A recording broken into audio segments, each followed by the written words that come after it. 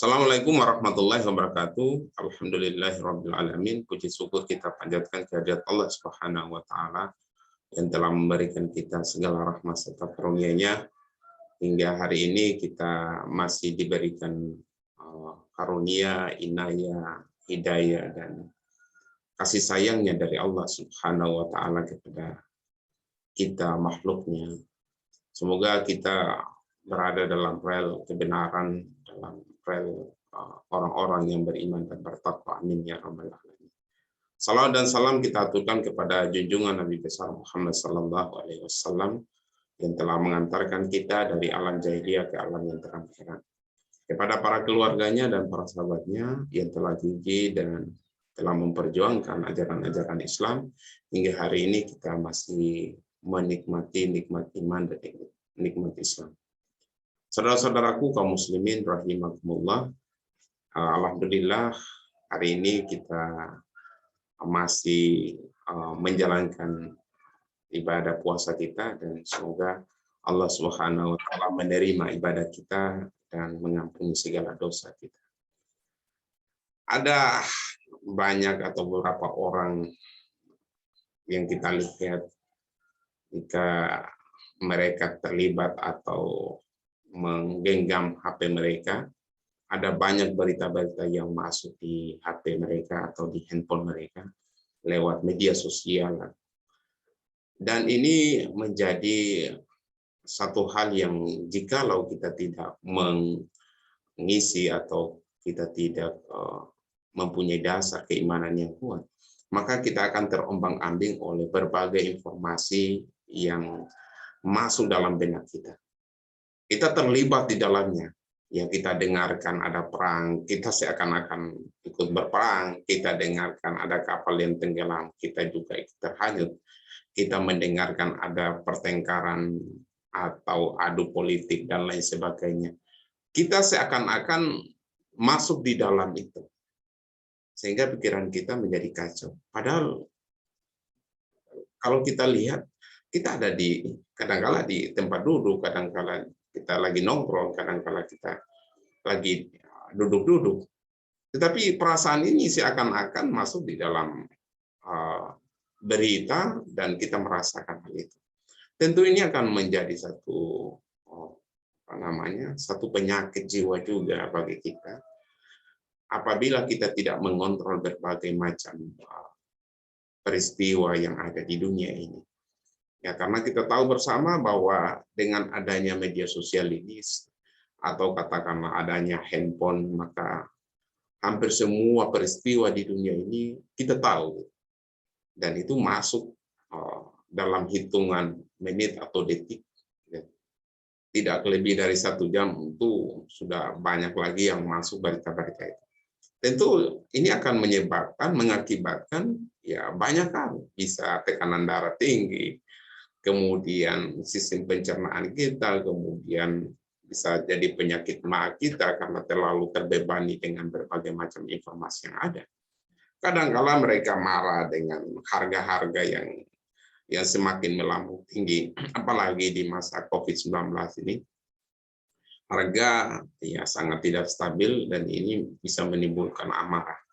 Kadang-kala mereka gusar atau katakanlah mereka muram pada saat atau katakanlah mereka mengeluh pada saat mereka melihat situasi atau kondisi alam di mana hujan belum turun. Kadang-kala juga ya kalang kabut, tak karuan, di mana nilai mata uang itu ya semakin turun dan bisa berpotensi pada kenaikan harga-harga barang. Mereka selalu berada dalam kegelisahan dan kesedihan yang tak berkesudahan. Nasihat saya kepada saudara-saudara kaum muslimin dan muslimat yang dirahmati oleh Allah Subhanahu wa taala, jangan terlalu gundah, terlalu resah dengan kondisi yang ada. Biarkanlah peristiwa itu mengalir. Jangan disimpan di dalam pikiran atau katakanlah di dalam usus dalam diri kita. Buang jauh-jauh kalau itu tidak memberikan manfaat yang baik bagi kita sendiri. Orang yang memiliki hati seperti bunga karang itu menyerap berbagai macam isu dan kasak kusuk gitu, berbagai macam gosip, dan mereka termakan oleh hal-hal ya permasalahannya kecil, bahkan mereka termakan oleh berita-berita bohong atau hoax. Hatinya mudah terguncang karena peristiwa-peristiwa yang terjadi setiap hari. Hati seperti ini bisa berpotensi pada hati yang hancur. Mereka yang berpegang pada prinsip yang benar akan senantiasa bertambah keimanannya dengan nasihat-nasihat dan ibarat atau pelajaran. Sedangkan mereka yang berpegang teguh pada prinsip yang lemah akan semakin lemah takut terhadap keguncangan yang mereka lihat atau yang mereka dengarkan. Di hadapan segala bencana dan musibah, hal yang paling berguna adalah hati yang berani. Apa itu hati yang berani? Hati yang berani itu adalah hati yang dimana kita berpegang teguh, punya emosi yang terkendali, punya keyakinan yang menancap tajam, punya kepercayaan yang tinggi, kemudian selalu hatinya lapang dan bijaksana dalam memutuskan. Sedangkan mereka orang-orang yang pengecut justru akan membunuh dirinya sendiri berulang-ulang kali. Ini bisa kita maknai bahwa orang yang membunuh dirinya berulang-ulang kali itu adalah orang yang membuat derita dirinya sendiri.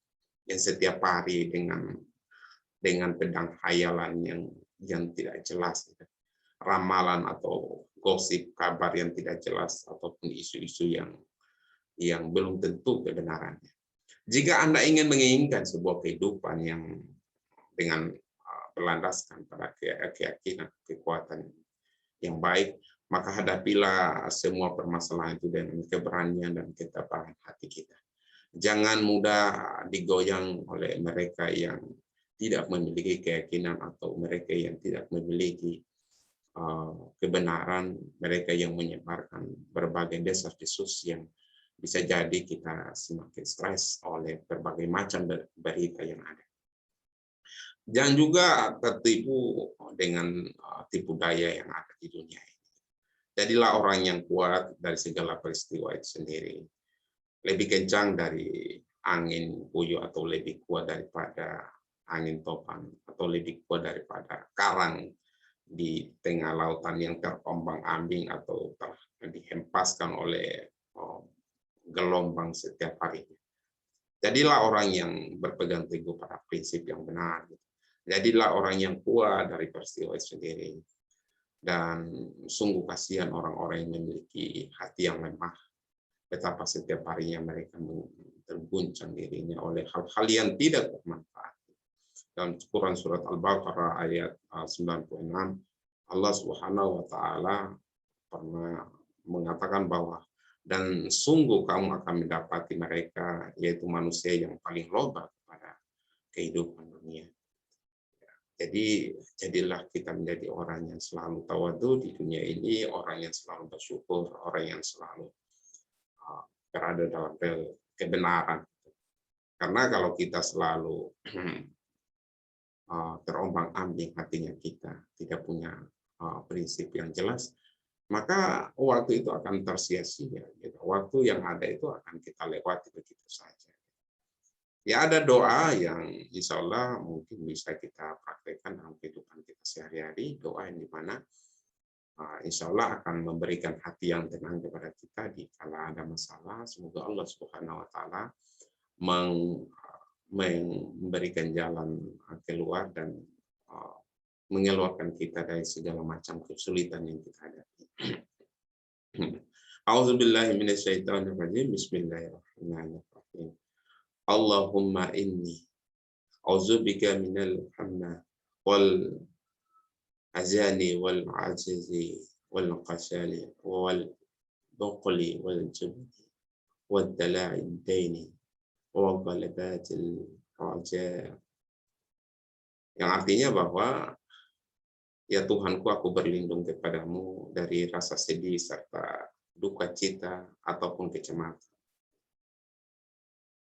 dari rasa lemah dan kelemahan itu sendiri, dari kebakilan serta sifat pengecut dan beban hutang serta tekanan orang-orang yang jahat.